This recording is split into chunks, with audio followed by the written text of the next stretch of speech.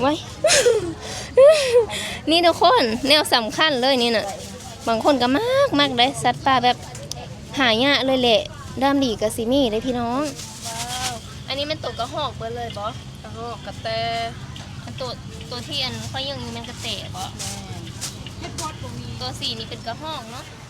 กราบสบายดีทักทายสวัสดีนะคะพี่ๆทุกคนวันนี้น้องเก๋พาพี่ๆทุกคนมาเลาะตลาดอยู่ที่ฝั่งลาวเด้อพามาเบิ่ง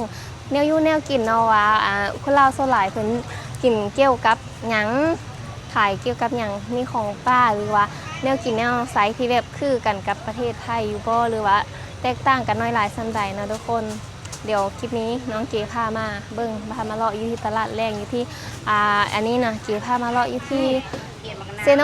เมืองอุทุมพรแขวงสวรรณเขตซึ่งว่าติดกับฝั่งไทยก็สิเป็นจังหวัดมุกดาหารเนาะพี่น้องเนาะเดี๋ยวไปเบิ่งน้ำเดียวเลยนี่น้องเก๋ก็ยืนอยู่หน้านี้เลยเนาะนี่เข้ามาตลาดแล้วดิทุกคนนี่เดี๋ยวพามาเบิ่งอันนี้ฤดูนี้ก็เขียดนะคะในเกียรสิเวานี่ในเกียรสิเวาไทยกับเขียดมะนาวมันบ่แม่เนาะทุกคนสัตว์ป่าของป่าอันนี้ก็เพิ่นก็เอิ้นของป่าคือกันเนาะเดี๋ยวมาดูกันนะคะจะมาลินไม้มาลินผ้านี่ค่ะ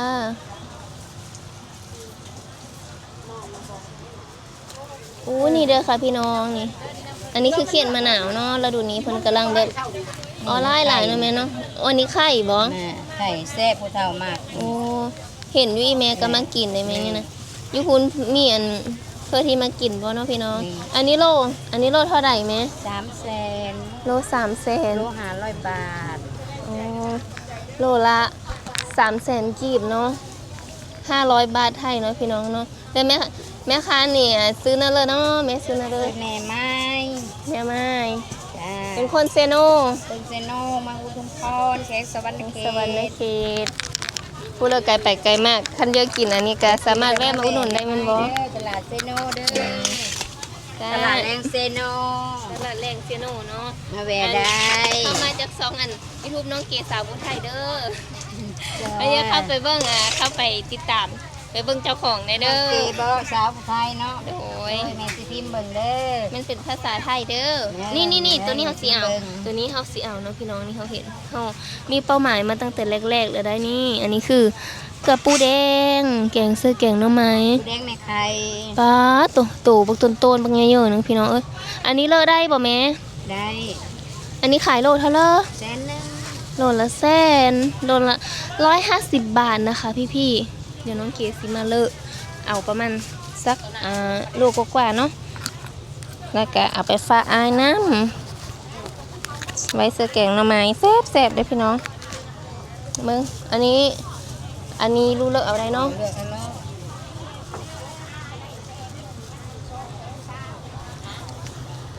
โลละ100,000กีบเนาะพี่น้อง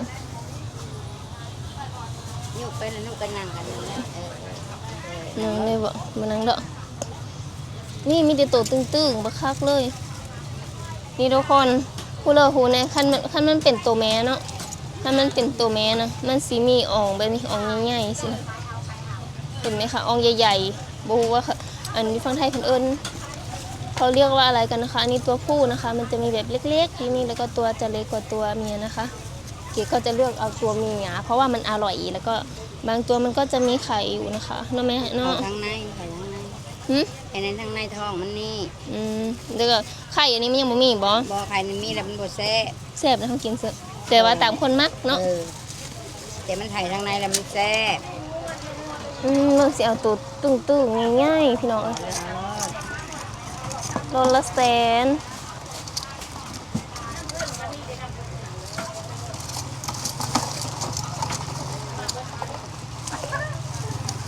ครับลูกอยู่ฟังไทยเพิ่นก็อันนั้นบ่อยู่ฟังไทยเพิ่นก็อันขายโลซ้ำเดียวบ่พี่น้องมีหลายคือกันบ่เนาะคอมเมนต์บอกหน่อยเด้อคอมเมนต์บอกใต้คลิปหน่อยนะคะ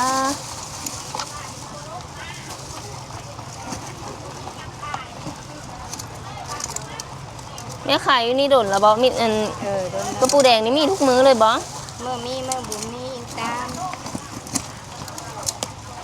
เขาผากมาทั้งบ้านอยู่แล้วอาจสะพอนบ่ อ๋อทางอันสะพรก็มาอันนั้นบ้านลูกได้อันสะพร บ่มันนี่เลยทางเลข10พี่เก่งนุ่งเก่งโจรพี่ ว้าวมาไก่เนาะ นี่ ทุกคนแล้วตอนนี้เราก็ได้มาแล้วนะคะ นี่ทุกคนค่ะเป็นกระสอบเลยค่ะว้าวมีแต่ตัวแบบไข่ตัวใหญ่ๆทั้งนั้นเลยนะอันนี้เราก็จะเก็บไว้ที่บ้านนะคะ ไว้แกงใส่หน่อไม้หรือ จะซื้อไปไว้ใน ใส่ครั้งหน้า บ้าน นะคะ ด้วย ทำ เผื่อจะแกงหน่อไม้นี่ค่ะ เราจ่ายไปแล้ว200,000 บาทใส่เงินเนาะซื้อของกินหมด200,000เนาะพี่น้องยังบ่ต้องอื่นนั่นมาเล่าวนี่ใส่แบบมันเป็นร้านพุ่นนะไปซื้อฮันซูนี่กันแป๊บๆกับเบิดเนาะรวยเป็นรวยใครนะคะอยากจะหาเงินแบบหาเงินล้านได้เร็วๆนะคะข้ามมาฝั่งลาวเอาตังค์มาแลกสัก2แบงค์นะคะ บวกไป ได้ล้านแน่นอน บวกไปโกง ไปค่ะ เราได้กระปูแดงเดียวเดี๋ยวเราจะไปพาพี่ๆไปชมที่ตลาดต่อนะคะว่าที่ตลาดเขาจะขายของอะไรบ้างที่เป็นของป่านะคะ บวกให้ก่อน อ๋ออันนี้เป็นเนื้อหมูสบายดีไหมคะอุ้ยแม่ค้าเป็นตาฮักแท้ซื้อหน้าใดเด้เนาะอุ้ยไม่แม่ค้าเป็นตาฮักอยู่กลางแม่ค้าเป็นตาลักกี้หน้าใดเนาะซื้อสาวลักกี้ยังเฮียนอยู่บ่จบแล้วอุ้ยจบแล้วเราแต่คือแบบยังคล้ายๆเฮียนอยู่มปลายอยู่เลยยังเป็นตาฮักแล้วมื้อนี้ขายดีอยู่บ่พอได้อยู่ขายเด้อมาขายทุกมื้อบ่นะคะขายอีหยังแน่นี่นะว่าสิช่วยขายอีสินงัวสินควายกระดูกแล้วก็สินแห้งมีหยังนี่สินแห้งหมูแห้งงัวตัวใหญ่อันนี้มันขายเท่าไหร่ไหมคะก็นี่บาทละ3 บาท50ก็นี่ละบาท50มาเดียว50นะพี่น้องถ้าผู้ใดท่านไปท่านมากะแวะมาอุดหนุนได้เนาะโดยยืดใส่ค่ะยืดใส่ค่ะอยู่ตลาดแรงเป็นตลาดเศร้าราคาอยู่ตลาดใหญ่ตลาดแรงขายพี่ผู้ใดท่านมากะอย่าลืมมาแวะอุดหนุนน้องได้เด้อมาจากสำนักเกษาวุฒิไทยเด้อต้องเอฟเดบ๊ายบายด้วยไหมคะใครดีๆมันมาเด้อไปนี่เจอแม่ค้านะฮักนะพี่น้องอันนี้มีแต่หนังควายนะคะปะเดี๋ยวน้องเก๋พาไปชมต่อนะคะ อันนี้ก็จะเป็นเนื้อเหมือนกันแล้วก็ชิ้นแห้งว้าวทุกคนคะน้องเก๋เห็นอะไรนี่จะพาพี่ๆมาดูนะคะอันนี้จะเป็นสัตว์ป่าอันนี้มันกระหอกบ่เอ้ยแม่ค้ามาขายคู่มือบ่แม่ค้าซื้ออะไรเนาะซื้อไหมมาขายทุกมื้อนะทุกคนอันนี้นี่ของป้านี่มีทุกมื้อเลยบอมีทุกมื้ออ๋อไปเองหรือว่าแบบซื้อต่อบ่เอ้ยซื้อต่อนะคะมาขายว้าวอันนี้มันตัวกระหอกเบิดเลยบอกระหอกกระแตอันตัวที่อันเขายังมีมันกระเตะบอตัวสีนี่เป็นกระหอกเนาะไข่ตัวแนวใดนะตัว50ตัว80 50กับ80เนาะผู้ใดมากินนะบ่มาอุดหนุนแม่ค้าเนี่ยเด้อแม่ค้าเด้อทุกคนแม่ค้าขายเครื่องอยู่ที่ตลาดเซโนตลาดแรงเซโนตลาดแรงเนาะพี่น้องเนาะของกินก็หลายของเครื่องปลาของดุงของดงจิโร่ว่าจิโร่นี่จิโร่มีทางตัวไส้แม่นบ่แล้วก็ตัวที่แบบยังตัวเป็นๆอยู่เลยเนาะพี่น้องแล้วก็มีนั่งต้อน้ำเด้กบพร้อมพี่น้องแนวกินพื้นบ้านเนาะโซนหลายอันไว้ นี่ทุกคนแนวสำคัญเลยนี่น่ะบางคนก็มากได้สัตว์ป่าแบบหายากเลยแหละด้ามดีกะสิมีได้พี่น้องตัวแรกเนาะพี่น้องเนาะบ้านเฮาเพิ่นกะสิเพิ่นหามาได้จากป่าน่ะเพิ่นกะสิมาขายอยู่ตลาดแบบนี้เลยแต่ว่าไปบางบ่อนก็อาจสิบ่มีเลยก็มีแต่ด้ามดีก็สิเห็นนะเนาะพี่น้องเนาะเพราะว่ามันก็เป็นหายากอยู่หั่นนะบางคนเพิ่นก็มากแต่ว่าบางคนเพิ่นก็บ่มากกินอาหารแบบพื้นบ้านเฮาเนาะพี่น้องเนาะชาวเราส่วนหลายสิประมาณนี้แถว บ้านน้องเก๋นะแต่ว่าท้องถิ่นอื่นก็อาจจะคล้ายๆกันหรือว่ามีความแตกต่างกันบ่น้อยก็หลายท่านผู้เลอได้ผ่านมากก็มาแวะซื้อซอยได้เนาะเนาะวิธีตลาดแรงเซโน แดงเซโน เมืองอุทุมพรเนาะ แสงสวรรค์เขต ตลาด มา นัก โล เก็ ด ตมาเด้อมาสอนมาขายมาเด้อทุกคนขอบใจหลายๆเด้อมาจากซ่องน้องเก๋สาวผู้ไทยเด้อท่านว่าอันอยากเข้าไปเบิ่งกดเข้าไปได้เด้อน้องเก๋สาวผู้ไทยเป็นภาษาไทยแง่เลยว้าวนี่พี่น้องอันนี้ก็มีของป่าอีกแล้วสบายดีเอ้ยมื้อนี้ได้ขายดีอยู่บ่ได้สิอ๋อเพิ่นอันนั้นเนาะทุกคนน่ะเก๋สิเว้าเองถามเพิ่นนั่นนี่ทิดข้อนี่ของป้าพี่น้องนกเนาะจักบ่ฮู้ว่านกหรือมันตัวเหลืองๆตัวสีเหลือง ได้บ่ได้ ๆเอ้ยแม่ค้าเพิ่นคอแหบเนาะเว้าหลายบ่ได้เจ็บคอนี่อ่ะนี่อันถ้าขอถ่ายหน่อยเด้อ สิมีสัตว์ป่า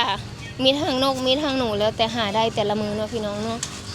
กะบางคนก็มากินบางคนก็บ่มากินก็มาเลือกซื้อเลือกหาได้ตามความชอบเนาะตามความชอบความมักเลยนี่ฝั่งสองฝั่งก็สิเป็น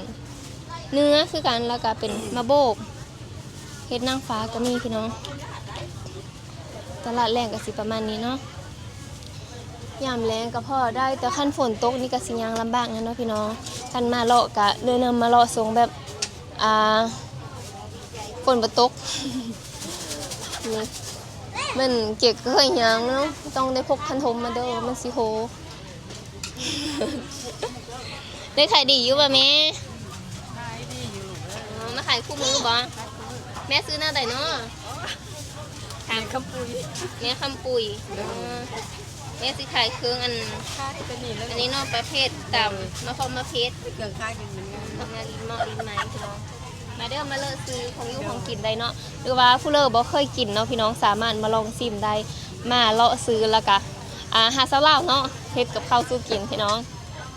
นี่นะคะพี่ๆบรรยากาศรอบๆอยู่ที่ตลาดแรงเมื่อกี้นะคะเก๋ก็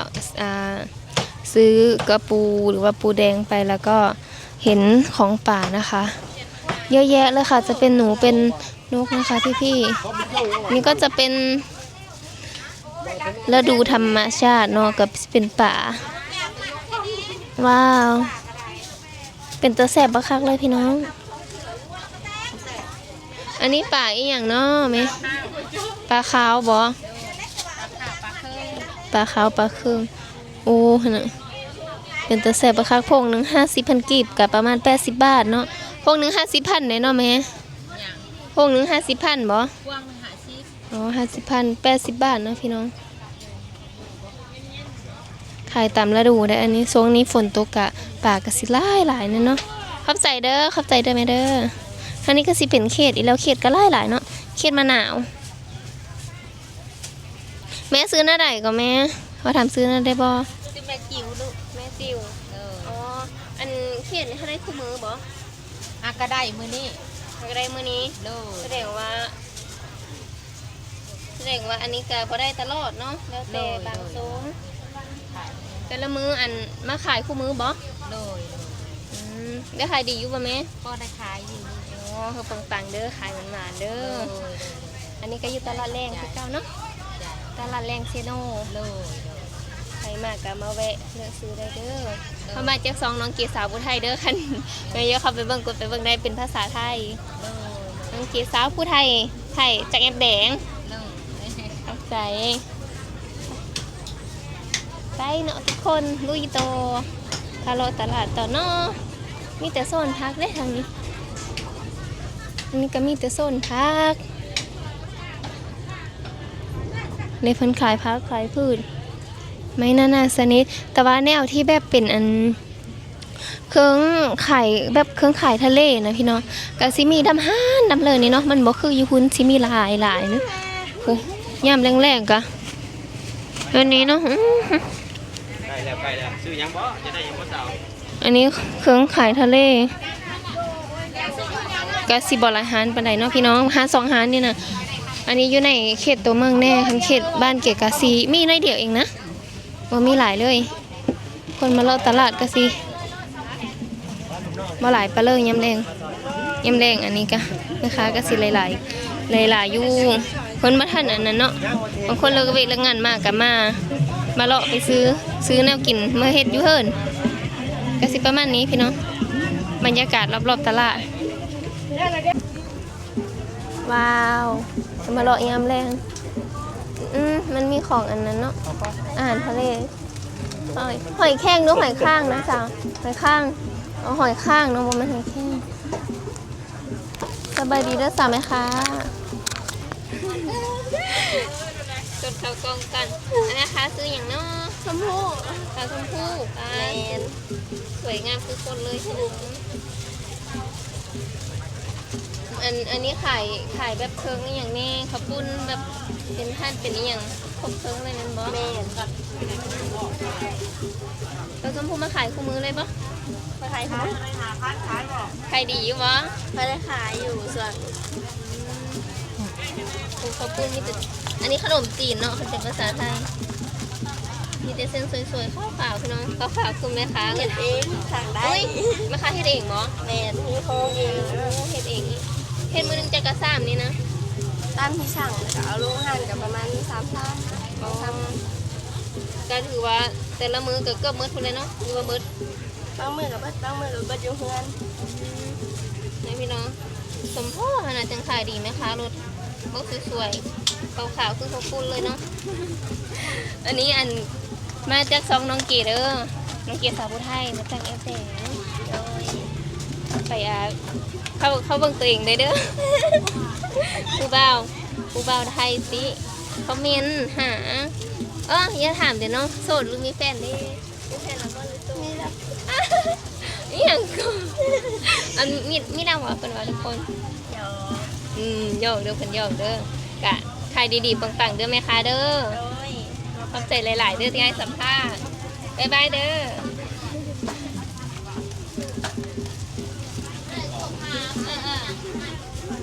มีโซนทางนี้กับพักคือเก่าเนาะกะสิเมิดทำนี้พี่น้องรอตลาดกะโซลายเพิ่นกะสิเป็นข้าวคลองนะเป็นพักเป็นมี่ข้าวโพดข้าวปุ้นแล้วก็เป็นสัตว์ป่าที่เกียรติไทยเพื่อสังเกตกับภาพชมบรรยากาศสำนี้น้องพี่น้องเนาะคันผู้เริ่มมากกะอย่าลืมเด้อฝากกดไลค์กดแชร์กดติดตามเพื่อเป็นกำลังใจให้น้องขี่ให้คลิปต่อๆไปได้เนาะแล้วก็คันผู้เริ่มมากกะอย่าลืมกดเบิ่งโฆษณาขึ้นเด้อสนับสนุนน้องกีได้โดยการไม่กดข้ามโฆษณานะคะสำหรับคลิปนี้ก็ขอกล่าวสบายดีแล้วเจอกันใหม่คลิปหน้านะพี่น้องบ๊ายบาย